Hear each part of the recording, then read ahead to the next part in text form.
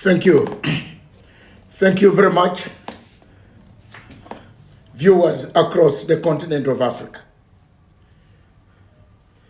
Today, I introduce this program which will go on a daily basis, Africa at a glance.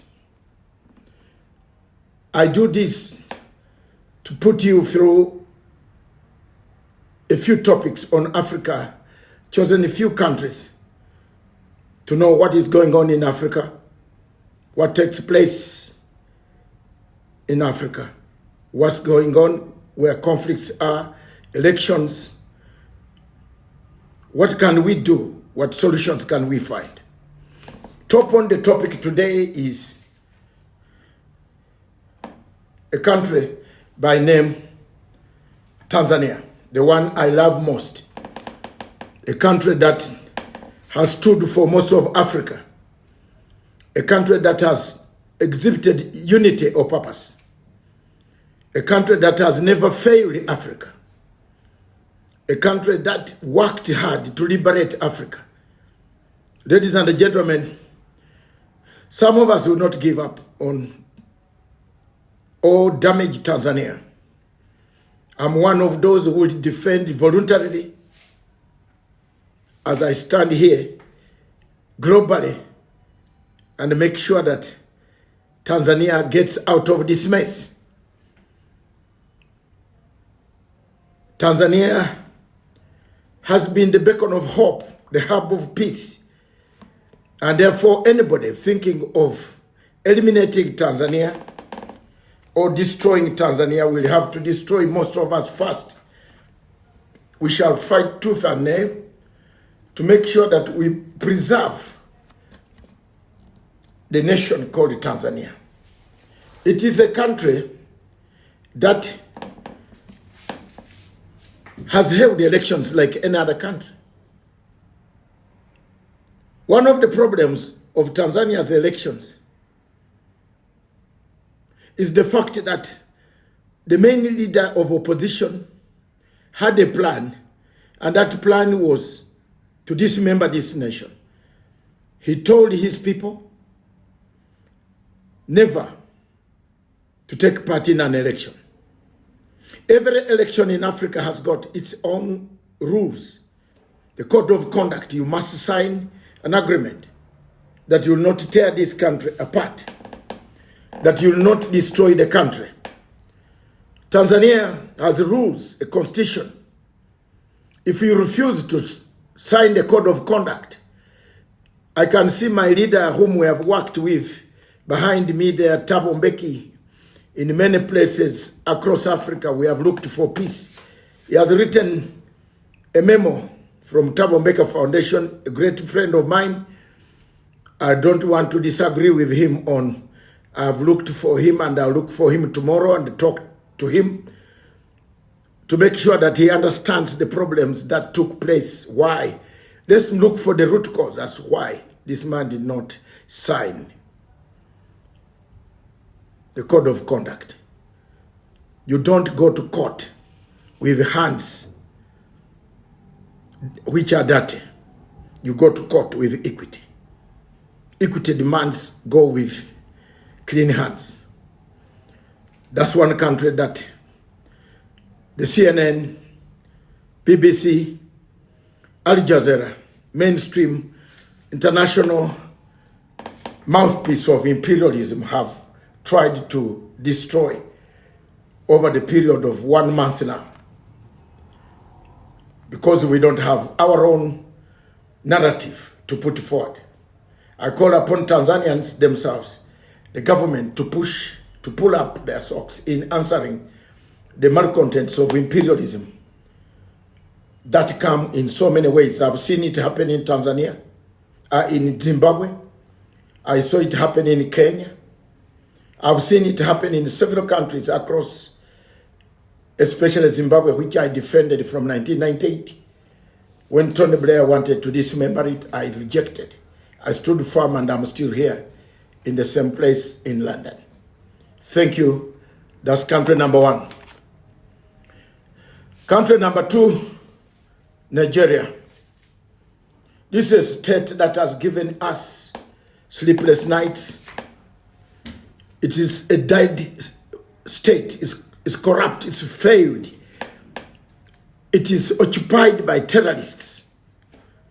It has been taken over by terrorists in institutions who come and abduct, kidnap, rendition people from everywhere in the world. When you talk, you want space, they rendition you, they kidnap you.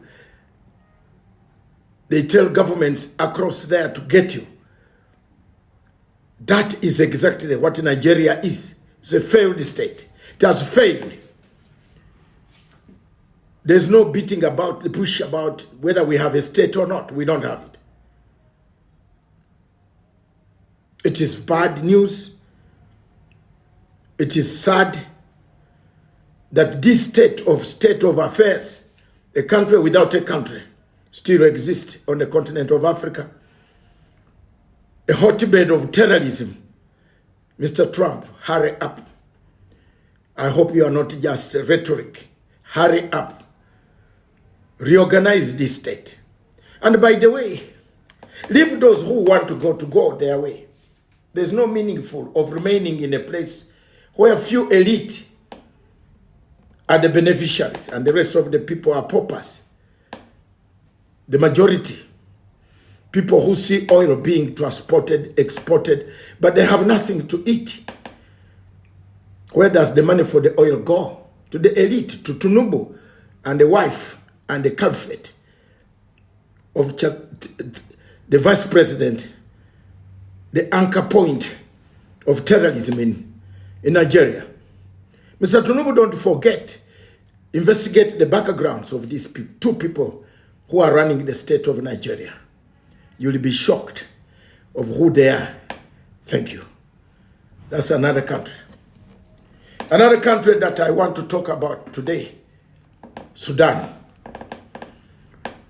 I have been involved since the beginning of the war, the overthrow of Bashir. I've been there. I know Bashir. I warned the people. Before this coup came, I warned them. I warned Bashir himself when I was in Khartoum that be careful about the French, they will overthrow you. He did not listen because they wanted to get hold of his minerals. He did not listen to me. It didn't take 4 months before a coup took place in Sudan. Therefore, listen to Matsanga, everything he talks. Whether you have what, there are people who pose around and say they have this power, this. Listen to me, I don't have much money. I don't have huge money. I've not accumulated money. I'm a poor person from the background of a refugee to where I am today. I built myself. But I want to tell you the truth. Be very, very honest with yourselves. Do one thing that will help you. The thing will help you is listen to the advice that Dr. Matsanga gives out on anything in Africa. The years I've lived on planet Earth, I've learned quite a lot. I've experienced a lot. From 1978, when I left it, when Nyerere decided to liberate us, I've been on Earth. I've been in various situations, good, bad, worse. But Sudan's generals did not listen. When they took over power, again, I warned them. I wrote a letter, I met them, I talked to Daglo on phone, my satellite phone, and the Bruhan. I know both of them from 1994. I've talked to them. I talked to them several times. I said, you are heading nowhere. You are mixing a civilian government with your government. Either you hand over power back to the civilians or you maintain it without mixture. They did not listen. A coup came, they overthrew the prime minister they put there. They themselves turned on each other, killed each other, killed the country, destroyed the country. As we speak now, very few Africans can even talk about Sudan. Some of them enjoy, laugh, dine. Sudan is bleeding. That's another country that I wanted to talk about. The last country on this program, which will come daily, a glimpse at Africa, or Africa at a glimpse, is the country of Democratic Republic of Congo. The guns might be silent, but the conflict is not over. The conflict is not over. We want to thank all of those who have tried, but you haven't tried enough. You should not mix threats with peace agreement. Get a permanent ceasefire. Get a solution that will bring Congo to life, back to normal situation.